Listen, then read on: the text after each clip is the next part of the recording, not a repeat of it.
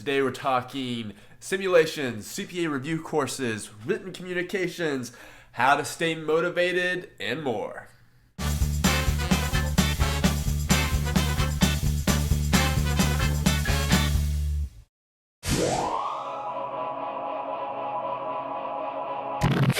All questions today come from the another71.com Facebook page, and Daniel asks, how do I improve my test scores for the sims? I got a 68 in FAR, but I was comparable in all areas except simulations. When I took the test, I ran out of time, and I was only able to complete 3.5 of the 7. Please help. I only have one more shot before I lose 2 of the 3 exams that I have passed. Well, time management on simulations is critical, and it's a common pitfall that people run into. Basically, they spend so much time on their multiple choice questions, and there might be a few questions that they just cannot get over because they can't figure out the answer, and so they just spend like 5 minutes on it. And you can't do that, especially for regulation. That's extremely important.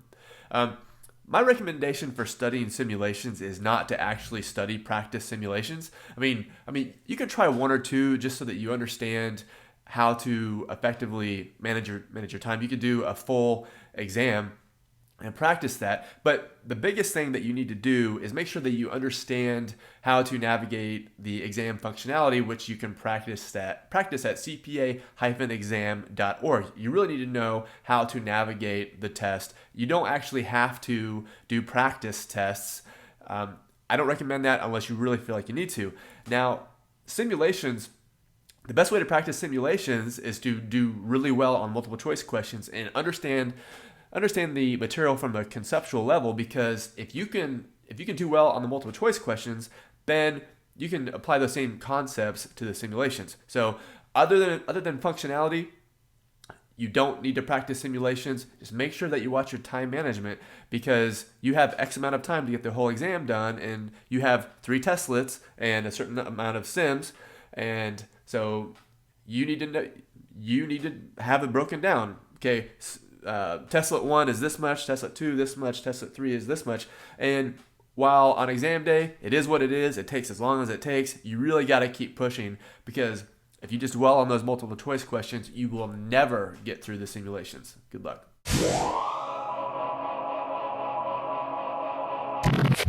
Amisha asks, what have you heard about the written communications for BEC so far? Well, I haven't really heard much about the written communication for BEC. I've heard people just scream about some of the auditing simulations, but I haven't heard much about the written communications. And basically, the written communications are pretty straightforward. If you understand BEC concepts and if you can write, then you should be good to go. Now, I realize that some people have English as a second language, and especially within the time constraints of the exam, it's sometimes hard to hammer out an essay that makes sense. But basically, you need to have a thesis statement, a body, and a conclusion, and don't misspell any words. Have good grammar, and basically, if you follow that format and if you make it sound like you know what you're talking about, and if you use some key words that you think that might score points from the computer that's grading it, then I think you should be all right. If you download my free book, 50 Things You Must Know About the CPA Exam 2011 edition, I actually describe how to write a written communication for BEC, and I hope that you find that free resource helpful.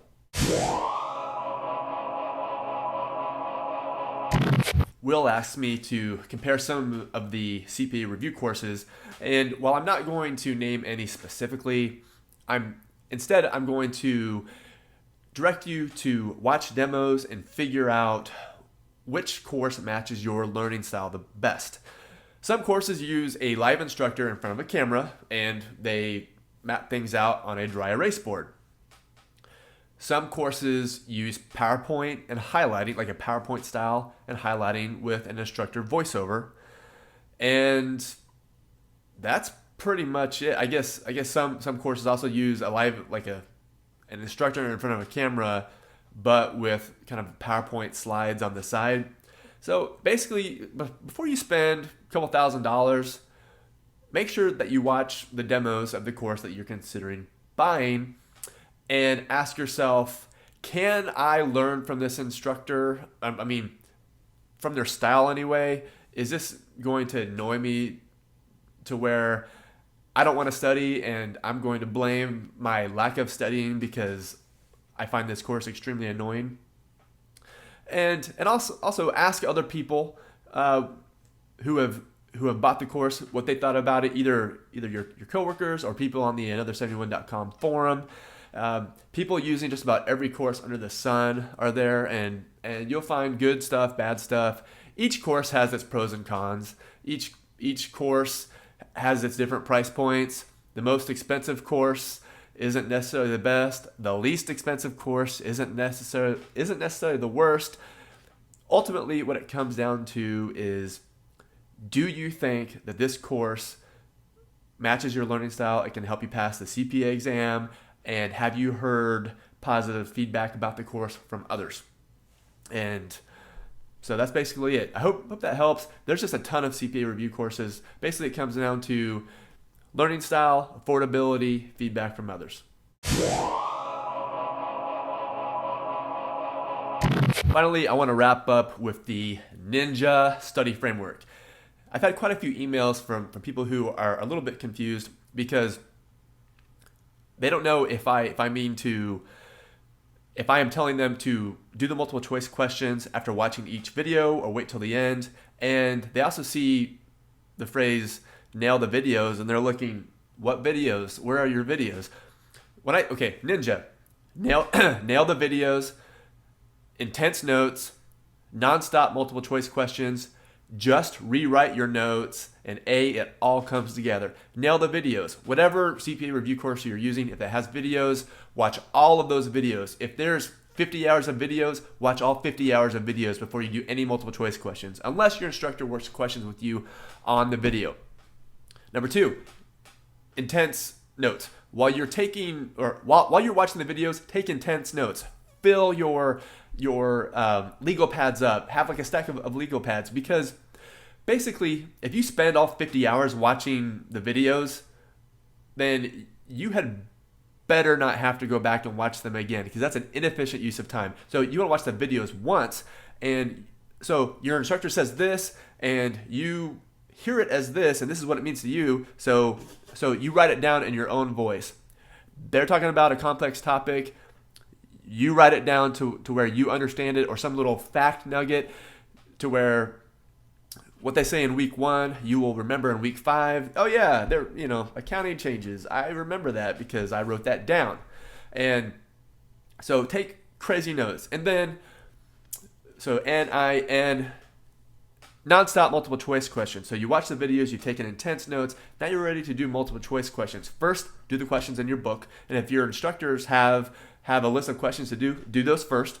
And then while you work questions in the book or software, take crazy notes. Each CPA exam question presents 4 learning opportunities, and why one is right and why the other 3 are wrong. So if you are weak on a topic and you're doing questions, write it down. If you know it, but you think, 5 weeks from now, I'm not going to remember this, write it down.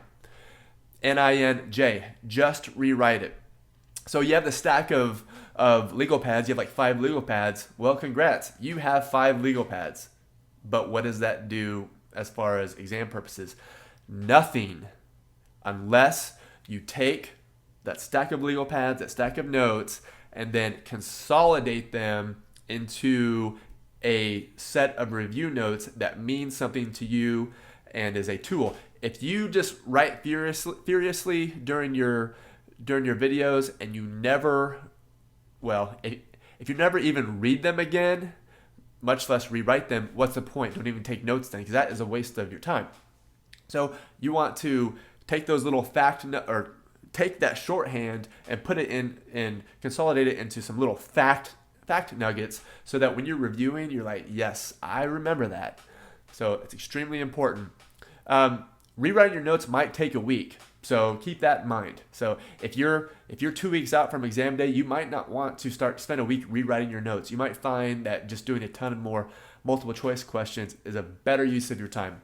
And then NINJ, it all comes together. You've done the videos, you've done the multiple choice questions, you've done the notes, you've rewritten your notes, and now you're reviewing your notes and you're going over more multiple choice questions. It all comes together and you're ready for your exam.